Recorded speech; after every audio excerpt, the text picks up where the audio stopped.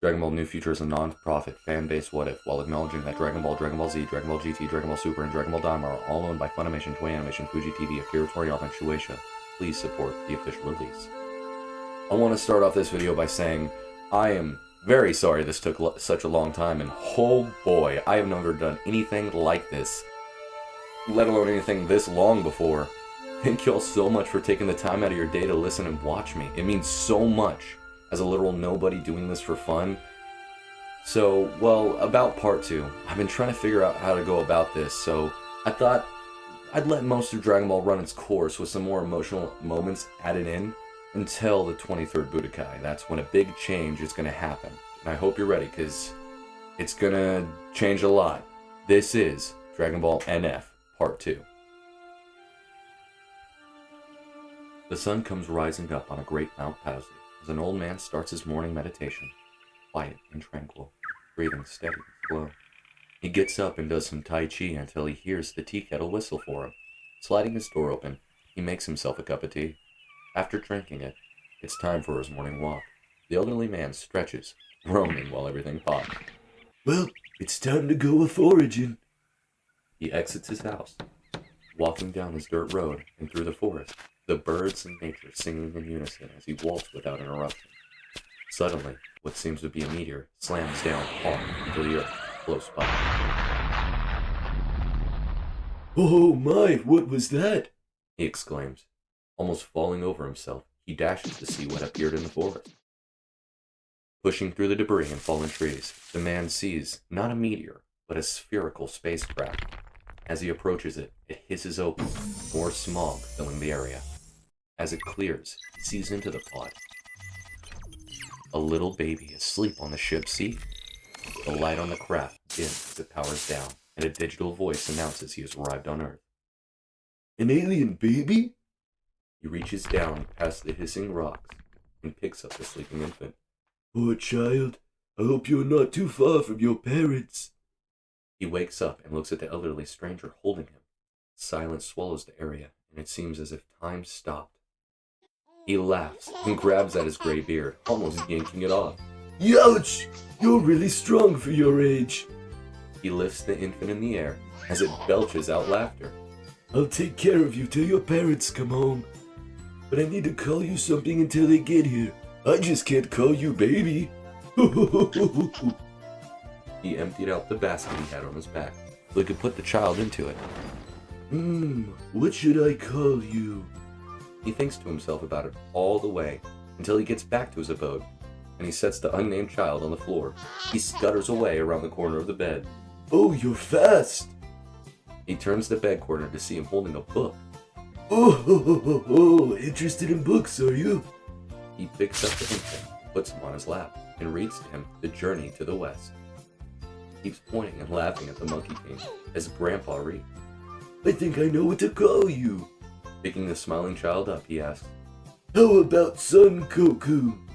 The baby wiggles around with noises of glee.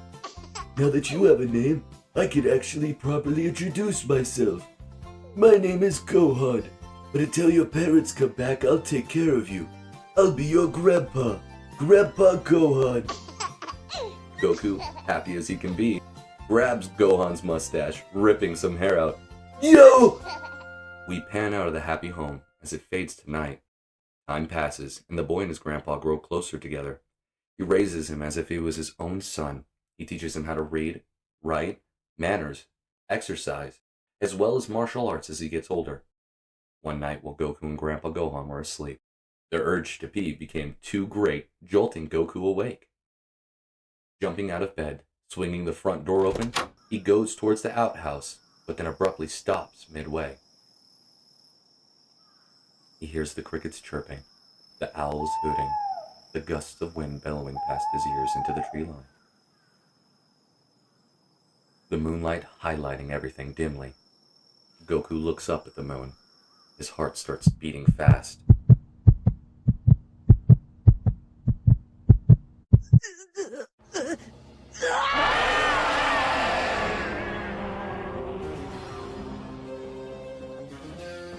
Gohan jumps awake from hearing animalistic screaming coming from outside. He looks to see that his grandson isn't inside the house. Oh dear Kami! He dashes outside to see Goku hunched over in pain, screaming bloody murder. He walks towards his progeny to see if he's alright. What's going on, my boy? He reaches to pat Goku on the back. As he does this, Goku's tail slaps his hand away. Oh, Goku! Goku spins around, interrupting Gohan, screeching so loud that he causes a shockwave knocking the man down.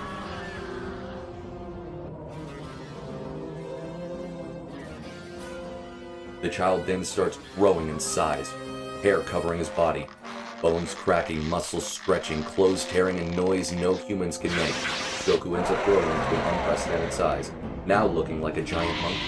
Angry, confused, flailing and stomping around in raw, violent emotion, the monstrous child sees nothing but red. Gohan barely able to stand up, in utter fear and shock, puzzled as to what has happened to the sweet child that was in front of him.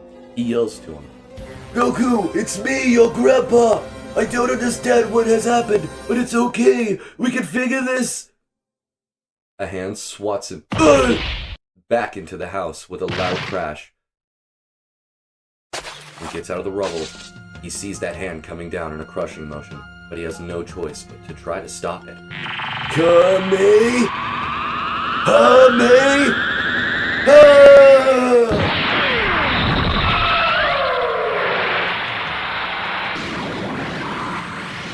Please, remember! Goku, this isn't you! At first, it seems like they're at a stalemate, the beam pushing back the opposing attack, and vice versa, until, out of the corner of his eye, he sees a tail swinging in his direction. Stopping the beam, he goes to jump over the tail, but as he does, he accidentally jumps into the grasp of the giant monkey. He begins squeezing him. Gohan, barely clinging onto his life, begs for Goku to stop. He spikes him to the ground and raises his leg to stomp on him, but before he can, the sun starts to rise, saving Grandpa Gohan this night. Gohan picks up his old battered body, limping over to an unconscious Goku, picking him up. Walking through the entry where the door used to be, he lays Goku on the floor and shuffles all the way over to his chest, opening it to grab a tiny jar. Thank Kami, I still have a couple of these left. He pulls out a small green bean and splits it in half, eating one and giving the other half to the unconscious Goku. He then picks the child back up and puts him in the bed, then sneaking to the door to close so he can meditate on this. But as he does, the child utters a word, no, a name in his sleep as he closes the door. It was his father's name, Bardock.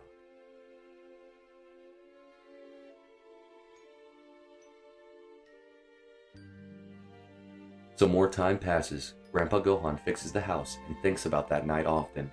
He comes to the conclusion that it could have been the full moon, so he tells Goku to never go out during a full moon, let alone ever look at the moon during the nighttime. Respecting his grandpa and seeing what the house looked like, he listens. Until his 10th birthday. A big storm was brewing outside. It begins to rain as we go inside to the house to see a big banana cake was made for Goku, with 10 tiny candles lining the top. He was gifted a power pole that can stretch as long as he needs, a new dogi as well, and a tiny bag of beans. Grandpa tells him to only use them in emergencies. Make a wish, Goku. Goku blows out his candles, the thing goes quiet, and looks at his grandpa with a puzzled look. What's wrong, my boy? You look upset. Grandpa, where are my parents? Gohan, stunned by this sudden question, pauses, then walks around the table to sit next to him. My boy, I wish I had an answer for that.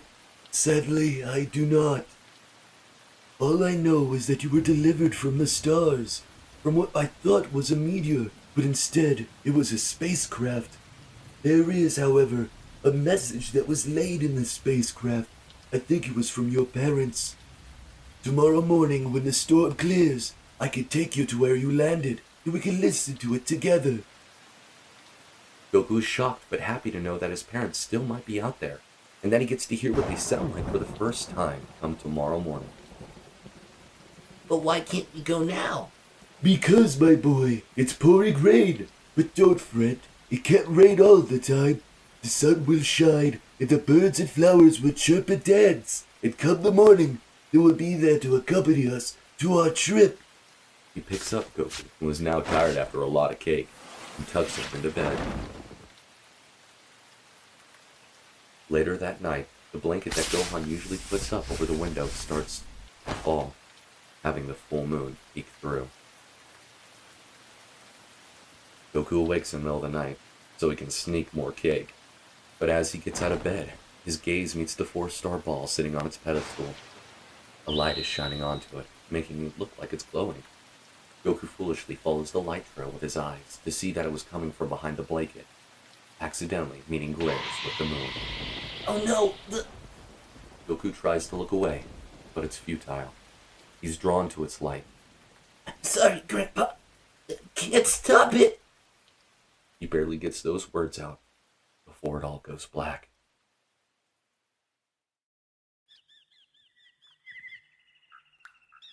Goku opens his eyes.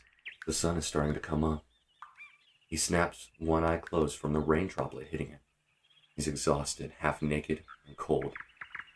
He sits up, shivering. Grandpa? We see the old man in the rubble of what used to be the house. Goku! Goku looks to his grandpa. His limbs are at odd angles and he's covered in blood, and coughing up blood as well. He runs to grab Gohan's hand. Goku is hysterically babbling and crying, barely able to ask if he's okay. Goku, don't cry. It's okay. I showed you how to be a good man. Oh look, the sun's coming up. I told you it couldn't rain all the time. Please take care of. The fire in his eyes that was once called life has now been extinguished.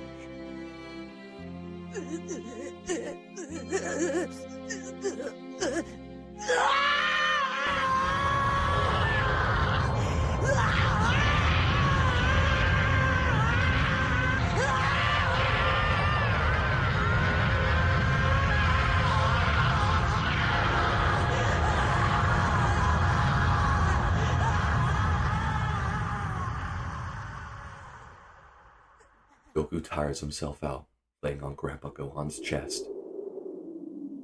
Takes some time, but he's able to find the strength to pick himself up and bury his grandfather. We see the young child standing above the grave, 4-star ball in hand. He stares at the 4-star ball, then he turns around and starts to rebuild his home.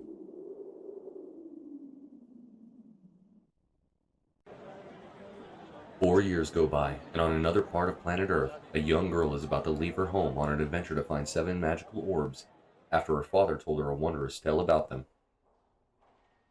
Making a radar and giving her the 2 that he had sitting in the attic, as well as some capsules, he sends his daughter with wishes of luck on her adventure and tells her to be careful. She clicks the radar, rolling her eyes. It beeps, searching for Dragon Balls nearby. An arrow points out of West City and towards Mount Paozu. She grins excitedly. Throwing one of her capsules, it shows their motorcycle. She jumps on and speeds off.